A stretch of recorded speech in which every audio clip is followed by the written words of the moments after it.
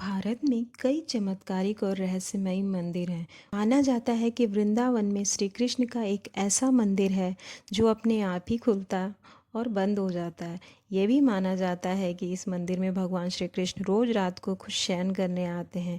उनके सोने के लिए मंदिर के पुजारी रोज पलंग लगाते हैं और जिस पर साफ सुथरी गद्दी एवं बिस्तर के ऊपर चादर बिछाते हैं।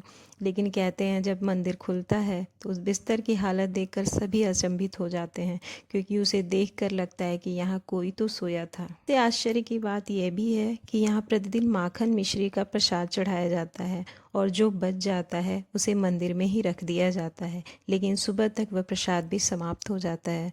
लोगों की मान्यता है कि इस मंदिर के दरवाजे रात में अपने आप बंद हो जाते हैं और इसलिए मंदिर के पुजारी पहले से ही प्रसाद और पलंग का इंतजाम करके रखते हैं और रात की अंतिम आरती के बाद चले जाते हैं।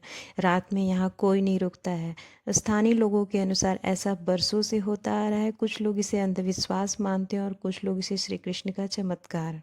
शाम के बाद यह मंदिर बंद हो जाता है और यह भी कहा जाता है कि अगर यहाँ कोई छुपकर रासलीला देखता है तो वह अगले दिन पागल हो जाता है।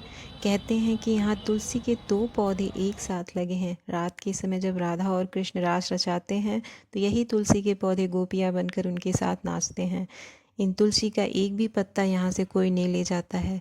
जिसने भी गुपचुप यह कार्य किया वह भारी आपदा का शिकार हो जाता है। इस मंदिर के परिसर में उगने वाले पेड़ भी अजीब हैं। यहाँ के पेड़ की शाखाएं नीचे की ओर बढ़ती हैं।